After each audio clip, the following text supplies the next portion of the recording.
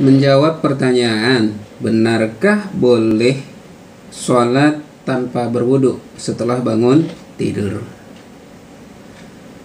Memang terkait hal ini para ulama berbeda pendapat tentang apakah tidur itu membatalkan wudu atau tidak. Dan memang terdapat dalil yang menyebutkan bahwa dibolehkan sholat tanpa berwudu terlebih dahulu ketika bangun tidur. Ini ada dalam riwayatnya Ibnu Abbas radhiyallahu anhu, ketika beliau itu tidur di rumah bibi beliau dan beliau sholat malam. Beliau menyebutkan bahwa Nabi ketika pagi itu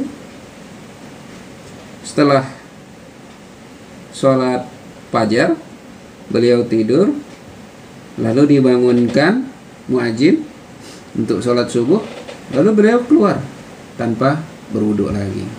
Itu ada banyak di hadisnya, ada di Sahih Al-Bukhari,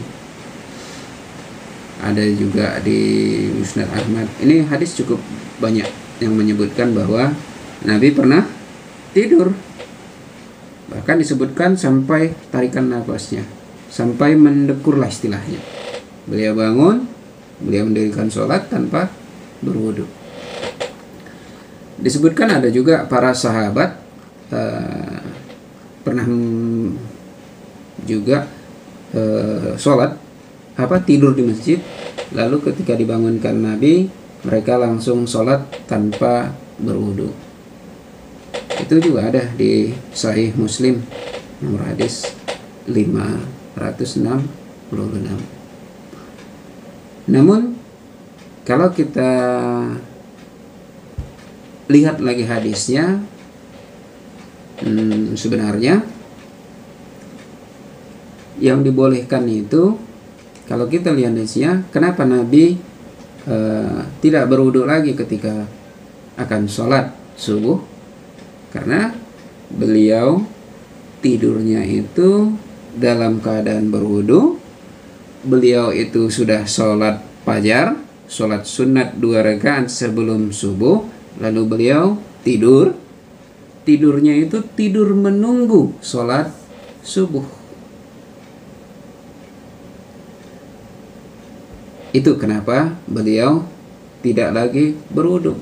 Begitu juga dengan para sahabat yang dibangunkan Nabi untuk sholat dan mereka langsung sholat Isya. Itu kejadiannya adalah di waktu Isya.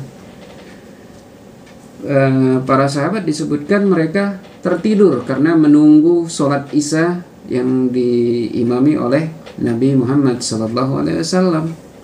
Jadi karena menunggu sholat Isya mereka terkantuk-kantuk, dan ketika dibangunkan Nabi mereka langsung berwudu mereka langsung sholat tanpa berwudu lagi. Jadi ada konteksnya, ada sebabnya kenapa mereka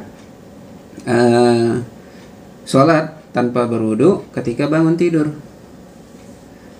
Begitu juga ada juga dari riwayatnya Ibnu Umar radhiyallahu anhu, beliau juga pernah tidur sambil duduk lalu sholat tanpa berwudu lagi. Dan di kejadian kita saat ini mungkin sering ketika mungkin sholat Jumat, kadang tertidur sambil nunggu sedang khutbah Jumat tertidur, dan untuk sholatnya nggak perlu lagi berwudu. Dan Nabi sendiri begitu juga ketika akan witir, selesai tahajud 22 rakaat, karena witir di ujung waktu itu bacaannya disaksikan oleh para malaikat, maka Nabi kadang menunggu witir itu di akhir waktu. Jadi setelah tahajud beliau tidur lagi dulu. Tidurnya itu dengan di atas lambung, dengan miring ke kanan. Dan beliau juga nggak berwudu lagi. Sehingga Ummul Mukminin Aisyah radhiyallahu anha menanyakan kepada beliau, "Ya Rasulullah, apakah engkau tidur sebelum melaksanakan sholat witir?" Beliau menjawab, "Mataku memang tidur, tetapi hatiku tidaklah tidur."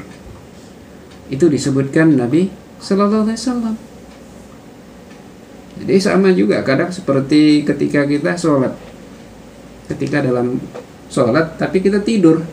Kadang katakanlah sholat isya atau sholat tarawih, tanpa sadar ketika sujud atau ketika duduk di antara dua sujud, bahkan kadang di dalam ketika berdiri membaca Al-Fatihah, imam membaca Al-Fatihah, kadang makmum tertidur. Itu juga ya sama, artinya mungkin matanya terpejam, matanya tertidur, tapi hatinya tidak. Tentu hal itu tidak membatalkan wudunya dan tidak juga harus berwudu kembali. Karena tidur juga bisa membatalkan wudu, karena ada juga hadis yang menyebutkan bahwa kita disunahkan ketika bangun tidur. Ada Nabi Shallallahu Alaihi Wasallam menyebutkan bahwa ini hadis ada di Sahih Muslim di nomor hadis 416 disebutkan bahwa apabila seorang dari kalian bangun dari tidurnya, maka janganlah ia mencelupkan tangannya ke dalam bejana hingga dia membasuh tangannya 3 kali terlebih dahulu, karena dia nggak tahu tangannya itu di mana menginap sebelumnya. Jadi artinya ini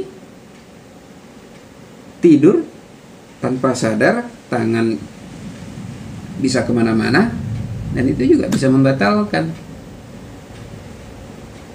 wudu. Makanya ketika akan berwudu, Nabi melarang kita mencelupkan langsung ke bejana, tapi siram dulu 3 kali baru bisa dicelupkan. Dan terlebih tentu ada keutamaan orang-orang yang ketika mau sholat berwudu lagi. Karena wudu di saat-saat yang tidak disukai, di saat-saat yang sulit, itu merupakan penebus dosa. Ini ada di hadis qudsi juga disebutkan bahwa termasuk perbuatan amal yang diperdebatkan oleh malaikat tertinggi, penghapus dosa. Itu salah satunya termasuk berwudu ketika saat-saat yang tidak disukai. Sama seperti langkah kaki menuju sholat Jumat, duduk di masjid setelah sholat, itu ada 3 penebus dosa, penghapus dosa, dan itu akan diperdebatkan malaikat tertinggi.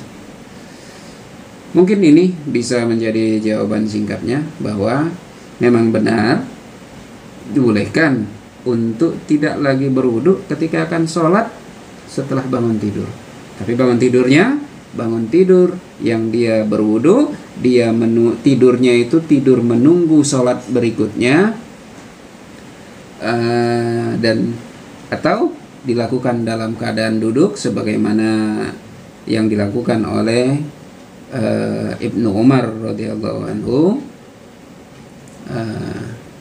Begitu juga tidurnya, tidur yang terpejam, mata terpejam tapi hatinya tidak. Nah, itu boleh, silahkan. Tapi jika meragukan, silahkan ambil wudhu lagi. Di samping itu ada keutamaan yang bisa kita dapatkan dengan berwudhu kembali. Mungkin itu bisa jawaban singkatnya. Terima kasih. Terima kasih. Untuk download buku bisa langsung melalui website Hikmah 313, dan untuk saran, kritik maupun pertanyaan dapat melalui kolom komentar. Dan untuk dapat mengikuti video-video selanjutnya, silahkan untuk subscribe dan hidupkan notifikasi loncengnya. Billahi taufiq wal hidayah. Assalamualaikum warahmatullahi wabarakatuh.